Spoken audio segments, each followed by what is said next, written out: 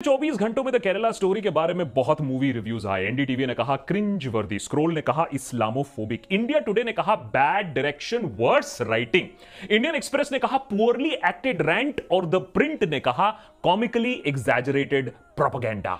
देखिए, मैं ये नहीं कह रहा हूं कि ये सारे रिव्यूज गलत हैं, लेकिन एक टाइम था जब इन फिल्म रिव्यूज के कोई मायने होते थे, इनकी कोई वैल्यू होती थी। ये रिव्यूज फिल्म का मेक और ब्रेक करते थे, लोग भी इन रिव्यूज को ध्यान से पढ़ते थे। फिर acting, action, direction, story line, cinematography, अच्छा कम से कम गानों पर पिक्चर को आंकते थे। लेकिन आजकल ये चीजें नहीं देखी जाती हैं। न्यू इंडिया की ऑडियंस अब अलग हो चुकी है, उन्हें कुछ और चाहिए। ड्रग दो, ड्रग दो, ड्रग दो, ड्रग दो, ड्रग दो, मुझे ड्रग दो। एक तरीके से ये जो चाहिए इसे एक ड्रग ही समझ लीजिए। और ये नया पार्टी वाला ड्रग कौन सा ड्रग है, कैसे लोगों को पहुंचाया जाए, डिलीवरी मैकेनिज्म क्या है, ये बातें डायरेक्टर सुदीप्तो सेन और केरला स्टोरी में 30 करोड़ रुपए लगाने वाले प्रोड्यूसर्स ने अच्छी तरीके से समझा है। वैसे इसमें कोई ज्यादा रॉकेट साइंस वाली भी बात नहीं है, मैंने इतना भी क्रेडिट नहीं देना चाहिए। अरे जो चीज इतने सालों से न्यूज चैनल वाले करते आए हैं रोज रात को 9 बजे, वही काम पिक्चर वाले क्यों नहीं कर सकते, बॉलीवुड वाले क्यों नहीं कर सकते, मूवी वाले क्यों नहीं बन सकते। अरे भैया, ये एंकर को देखो ना, इतने करोड़ रुपए छाप लिए हैं, मिनी सेलिब्रिटीज बन गए, गवर्नमेंट और लोगों का प्यार मिला, तो मूवी वालों ने सोचा हम क्यों नहीं कर सकते यही चीज। धर्मांतरण, धर्म परिवर्तन, धर्मांतरण वाले जिहादी हैं। मकसद मुस्लिम आबादी बढ़ाना। If there is one culprit in India responsible, Tablighi Jamaat ने धर्म के नाम पर यही सब कुछ किया है। क्या ये मजाक है धर्म विशेष के लिए एंटी इस्लामोफोबिया डे? आखिर हिजाब महिलाओं का मुद्दा है या जिहादियों का? एक सॉफ्ट जिहाद है और एक हार्ड जिहाद है। द केरला स्टोरी এরকমই ভারতের মিডিয়াগুলিতে এরকমই কোনো এক সময় প্রচার করা হয়েছিল, এখনো প্রচার করা হয়, যাতে হিন্দু মুসলমানদের মধ্যে দাঙ্গা সৃষ্টি করে রাজনৈতিক ফায়দা তোলা যায়। আসুন আমরা की स्टोरी लाइन, अगर स्टोरी लाइन है तो वो वहां से शुरू होती है जहां न्यूज चैनल और व्हाट्सएप यूनिवर्सिटी ने आज हमें जहां लाकर खड़ा कर दिया है। लैंड जिहाद, यूपीएससी जिहाद, कोरोना जिहाद, पॉपुलेशन जिहाद से अगर आपका मन ना भरा हो, या आपको हर रात 9 बजे प्राइम टाइम न्यूज की तलब हो रही होती हो, या फिर अर्नब, सुधीर, अमीश, अमन के मुंह से निकला हर शब्द आपको मोती जैसे लगते हो, या फिर व्हाट्सएप पर बहुत जल्द होने वाले गज़वाए हिंद की वजह से आपको रात को नींद नहीं आती हो, तो आपको केरला स्टोरी बहुत पसंद आएगी। और दुनिया की कोई ताकत नहीं है जो आपको इस पिक्चर को देखने से रोक सकती है, कोई माइका लाल नहीं है। और अगर आप व्हाट्सएप यूनिवर्सिटी ग्रेजुएट हो तो पिक्चर खत्म होते होते आपके मुंह से BMKJ और PKMKB के नारे भी लग ही जाएंगे। ये बात की गारंटी मैं देता हूं। यहां देशभक्त पर ना नारे लगाए तो पैसे वापस। इनफैक्ट इसी वजह से इतने सारे खराब रिव्यूज होने के बावजूद, कोर्ट में 32,000 डिसअपीयर्ड गर्ल्स का फ्रॉड सामने आने के बावजूद इस पिक्चर की बम्पर ओपनिंग हुई है और सुपर हिट भी ये पिक्चर बन सकती है बहुत जल्द। तो अगर इतना सब कुछ चंगा है, फिर देशभक्त को क्या तकलीफ है भाई, क्या तकलीफ है इनको? तकलीफ बस इसी बात की है कि ये मूवी अपने आप को सच बताने पर तुला हुआ है, बार बार यही बोलता है। अगर केरला स्टोरी अपने आप को एक वर्क ऑफ फिक्शन बताती, loosely inspired by real life events बोल देती, तब मैं भी खुशी खुशी ये पिक्चर देखता है एडिटर के साथ है, हम भी बैठ बैठ के पॉपकॉर्न खाते, तालियां बजाते।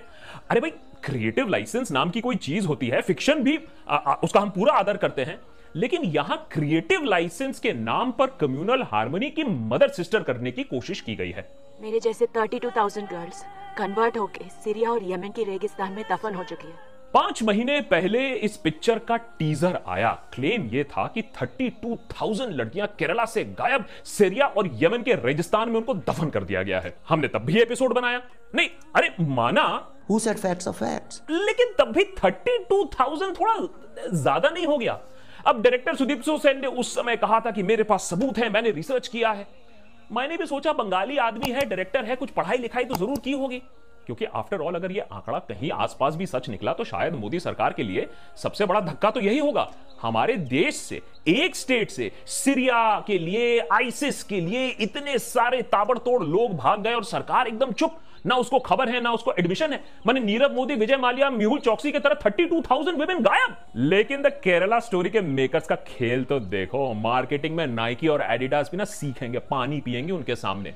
पिक्चर के रिलीज होते होते माने मेन ट्रेलर आते आते ये 32,000 का आंकड़ा गायब। इनफैक्ट फ्राइडे को जब पिक्चर का first day first show release हो रहा था, उसके दौरान केरला स्टोरी के प्रोड्यूसर्स ने कोर्ट में बोला, अच्छा ठीक है, ये 32,000 वाला क्लेम जो है हम ये ट्रेलर से हटा देते हैं। इनफैक्ट इस पूरे 2 घंटे 18 मिनट के पिक्चर को देखने के बाद 32,000 का आंकड़ा सिर्फ एक बार मेंशन होता है in passing as a claim. कोई फैक्ट्स नहीं दिए जाते हैं, कोई डेटा नहीं दिया जाता है, कोई प्रूफ नहीं दिया जाता है। लेकिन न्यूज चैनल भी, याद रखिए, ऐसी अफवाहें, ऐसी चाल तो रोज खेलते हैं। अब कभी गलती से अगर पकड़े भी गए तो सॉरी बोल देते हैं। वैसा ही काम इस पिक्चर ने किया, कोर्ट के सामने बोल दिया, अच्छा ठीक है, अगर इतना ही प्रेशर कर रहे हो, हम ये 32,000 वाला आंकड़ा हटा देते प्रोमो से।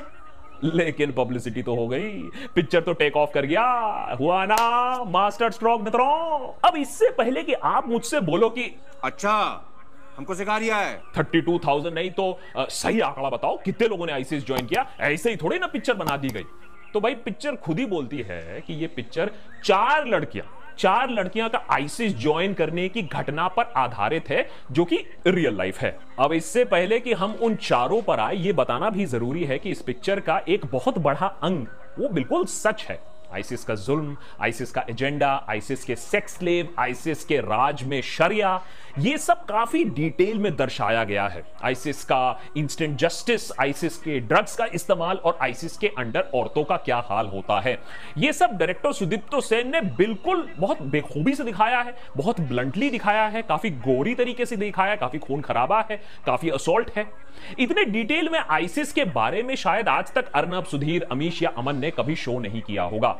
आपको आईसिस और उसके करतूतों से तो काफी घिन, काफी नफरत मच जाएगी जब तक ये पिक्चर खत्म होगी।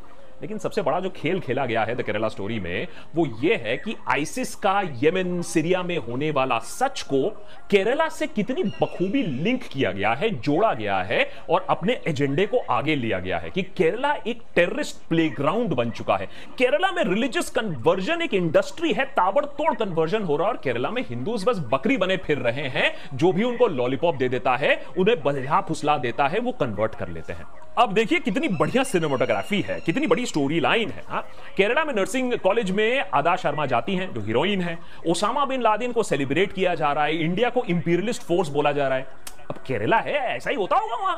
अदा शर्मा जो कि शालिनी उन्नी कृष्णन है, ऑर्गेनाइज टेरर रिक्रूटिंग ग्राउंड बताया गया कि कैसे लोगों को वहां हंट किया जाता है। शालिनी बाद में यूएन ऑफिसर्स को बोलती है, सेव माई केरला, पूरी केरला को टाइम बॉम्ब बना के रखा है, खत्म हो जाएगी गॉड्स ओन कंट्री। माने केरला नहीं है, एक खेला है जिसको कोई भी कुचल दे। अगर आपको मेरा एक्सेंट घटिया लग रहा है तो अदा शर्मा के एक्सेंट सुनकर तो आप अपनी जान ही ले लोगे। लेकिन ऐसे लाइन से 2 टाइप ऑफ रिएक्शन जरूर होंगे। कुछ लोग बोलेंगे ये क्या पागलपन चल रहा है इस पिक्चर में, और कुछ लोग जोर जोर की तालियां पीटेंगे, बोले बिल्कुल सही दिखाया, ऐसा ही होता है, हमने 9 बजे भी देखा था न्यूज में, हमने पढ़ा था इसके बारे में व्हाट्सएप पे, अब हम पिक्चर में देख रहे हैं। पिक्चर देखने से पहले मुझे लगता था कि अदा शर्मा को क्यों लिया गया इस पिक्चर के लिए। इसके लिए तो कंगना का बिल्कुल सेट रोल था, बिल्कुल प्रोफाइल मैचिंग है। शायद बजट का इशू हुआ होगा या डेट्स का इशू हुआ होगा, लेकिन पिक्चर देखने के बाद समझ में आया कि उन्हें तो कंगना चाहिए ही नहीं था। एज अ मैटर फैक्ट अदा की जगह अगर एक बकरी को भी लगा देते तो काम चल जाता। कंगना जैसे स्ट्रॉन्ग माइंडेड वुमेन के लिए ये रोल बिल्कुल सूटेड नहीं है। समझाता हूं क्यों बकरी, क्यों समझाता हूं, लॉजिक है इसके पीछे, थोड़े स्पॉयलर्स हैं, उसके लिए माफ करिएगा। शालिनी जाती है नर्सिंग कॉलेज, वहां शालिनी और उसके 2 और फ्रेंड्स को आसिफा नाम की एक स्टूडेंट, जो कि बाय द वे एक जिहादी रिक्रूटर है, वो उसे इन्फ्लुएंस करती है। शालिनी को इस्लाम के बारे में बताया जाता है, शालिनी इस्लाम के बारे में और भी जानना चाहती है। शालिनी और उसके फ्रेंड्स को ईव टीज जानबूझ के किया जाता है, जिसकी वजह से फिर आसिफा के कहने से वो हिजाब पहनना शुरू कर देते हैं। हिजाब पहन के वो अपने आप को सेफ फील करते हैं। लेकिन शालिनी अपने मुस्लिम बॉयफ्रेंड के साथ सेफ सेक्स नहीं करती है और प्रेग्नेंट हो जाती है। बॉयफ्रेंड शादी से मना कर देता है अनलेस शालिनी कन्वर्ट्स इनटू इस्लाम।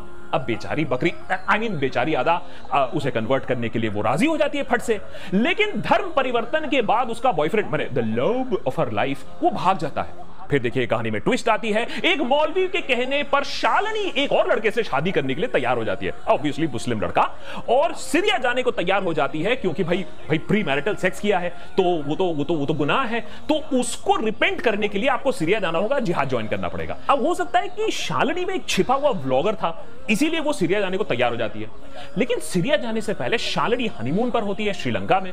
उसके कॉलेज फ्रेंड का फोन आता है, उससे पता चलता है कि जो उसका लव ऑफ हर लाइफ था, जो बॉयफ्रेंड था, वो प्यार, वो भागा नहीं था, वो वही है, वो दूसरी लड़कियों को फांस रहा है, वो एक रिक्रूटर है। और उसी गैंग ने शालिनी के 2 और दोस्तों को फंसाया था, उनको रेप किया था, एक ने सुसाइड कमिट कर ली। फिर भी शालिनी नहीं समझती है, उसका ब्रेन वॉश हो चुका है, वो अपने नए पति, न्यू हस्बैंड के साथ सीरिया तब भी चली जाती है। मैंने बताया था ना, उसके अंदर एक ट्रैवल व्लॉगर का कीड़ा जरूर था। बताइए कितने ट्रैवल व्लॉग्स आपने देखे सीरिया से, आईसिस से।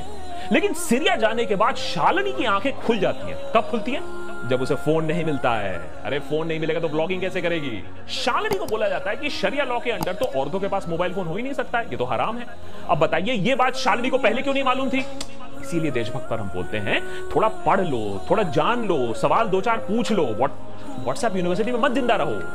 एक रिलेशनशिप में देखिए रेड फ्लैग का कॉन्सेप्ट होता है कि अलार्म बेल बजने चाहिए, औरत हो या मर्द हो। यह पिक्चर अच्छी तरीके से दिखाता है कि अगर आप रेड फ्लैग का कॉन्सेप्ट नहीं समझते हो तो आपको कितना बुरा हो सकता है आपके साथ, आप कहां नहीं फंस सकते हो। खासकर कि अगर आपका बॉयफ्रेंड आपको प्रेग्नेंट करके भाग जाए तो आप अनजान आदमी से शादी नहीं करते हो, ये रेड फ्लैग है। लेकिन शालिनी तो बकरी है ना, उसको क्या मालूम। इस स्टोरी लाइन में इतने छेद हैं कि एक 5 साल पुराने अंडरवेयर में इतने छेद नहीं होंगे। लेकिन अगर आप लॉजिक के लिए इस पिक्चर को देखने जाओगे तो सर पकड़ लोगे। तो क्या इस शालिनी की स्टोरी क्या पूरी तरीके से झूठ है? Not really. 4 ऐसे नोन केसेस हैं जहां लड़कियां अपने हस्बैंड के साथ रिलीजियस कन्वर्जन के बाद अपनी मर्जी से सीरिया गई, फिर हस्बैंड मारे गए वॉर में या टेररिज्म में, और वो अब इंडिया वापस आने की कोशिश में कर रही है। हम लोग ने बोल दिया thank you, not welcome. The Kerala story in 4 लड़कियों पर आधारित है, लेकिन एक माहौल क्रिएट करने की कोशिश करता है कि केरला में मास टेरर, ऑर्गेनाइज्ड टेरर रिक्रूटमेंट चल रहा है। आईसिस इनफैक्ट दुनिया भर से फंडामेंटलिस्ट को अपने तरफ खींचती है, इसमें कोई डिबेट नहीं है। इंडिया इस बात पर नजर भी रखती है। 100 से ज्यादा लोग अरेस्ट भी किए गए हैं जो सीरिया जाने की कोशिश कर रहे थे या सीरिया से वापस आए थे, और इसमें से ज्यादातर जो लोग केरला से गए हैं वो गल्फ कंट्री से पहले वापस आए थे केरला और फिर सीरिया जाने की कोशिश कर रहे थे। लेकिन ऑर्गेनाइज्ड रिक्रूटमेंट, 32,000 मिसिंग, इसका ना कोई सबूत दिया गया है, ना कोई एविडेंस क्रिएट किया गया है। बस एक जिंगोइज्म बनाया गया, एक प्रोपेगेंडा बनाया गया जिससे आप वो पिक्चर का टिकट खरीद लो। एक बार आप पिक्चर हॉल में आ गए तो उसके बाद इस पिक्चर के हिट होने की सारी सामग्री तो पहले से ही वहां मौजूद है। अरे नहीं, मैं एक्टिंग, डायरेक्शन, सिनेमेटोग्राफी की बात नहीं कर रहा हूं। मैं बात कर रहा हूं हिजाब है इस पिक्चर में, लव जिहाद है, टुकड़े टुकड़े गैंग भी है, आईसिस का है, गजवाए हिंद है, अरे कम्युनिस्ट बैशिंग भी देके रखा है। और आजकल के न्यूज चैनल की तरह द केरला स्टोरी को बात छिपाने में कोई इंटरेस्ट नहीं है। उसका एजेंडा क्या है, वो आपसे क्या कहना चाहती है, बिल्कुल साफ साफ शब्दों में कहा जाता है ये सारी चीजें। न्यू इंडिया को बातें ना क्लियरली देखने का मन है अब, और ये एकदम क्लियर तरीके से इस्लामोफोबिया को आपके थाली में परोस के देता है। फैक्ट्स गए तेल लेने, लोग तब भी ताली बजाएंगे।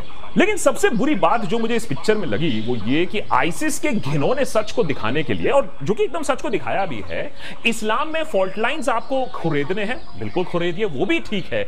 लेकिन द केरला स्टोरी हिंदू धर्म का मजाक बना के रखती है। शालिनी और उसके दोस्तों को इतना भोला दिखाया गया है और इनके सामने बोला जा रहा है, इनके मुंह पर बोला जा रहा है तुम्हारे हिंदू गॉड्स तो हेल्पलेस हैं, तुम्हें क्या हेल्प करेंगे? तुम्हारा एक भगवान तो रासलीला करता है, दूसरा अपनी बीवी को नहीं बचा पाया, तुम्हारी कैसे रक्षा करेगा? हिजाब पहन लो, हिजाब पहनने वालों के साथ रेप नहीं होता है। भाई अगर मुझे या मैं, मेरे ख्याल से किसी को भी अगर मैं जानता हूं उसके साथ कॉलेज में अगर ऐसे कोई बात करेगा तो उसके कॉलेज का लास्ट डे होगा। लेकिन यहां देखो ये सारी चीजें एक्सेप्ट भी की जाती है और शालिनी अपना मुंडी पूरे पिक्चर में इस तरीके से हिलाती भी है। तो अगर कोई और पिक्चर होता, तो कोई और डायरेक्टर होता, तो डेफिनेटली हिंदुओं को लाचार, बेबस, कंफ्यूज दिखाने के लिए अभी तक 50 केस हो चुके होते। लेकिन शायद इस सब के पीछे भी एक वेल थॉट आउट एजेंडा है, ये भी कैलकुलेशन है, क्योंकि the Kerala story extreme reactions provoke करेगी।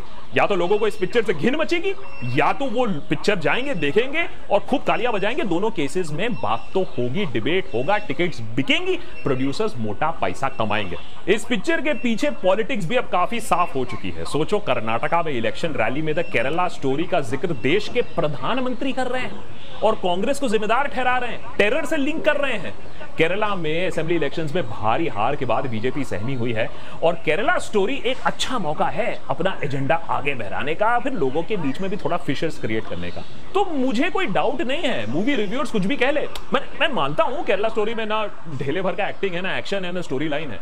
इससे अच्छी प्रोडक्शन वैल्यूज तो मैं आपको यूट्यूब वीडियोस में दिखा दूंगा, लेकिन ये पिक्चर चलेगी क्योंकि ये पिक्चर न्यू इंडिया की इनसिक्योरिटी को पहचानता है, उनके नफरत के प्यास को बुझाता है और आईसिस को केरला के साथ बहुत अच्छी तरीके से जोड़ता है। नेता टाइप आधा काम मत करो, सब्सक्राइब के साथ साथ बेल आइकॉन भी दबाओ।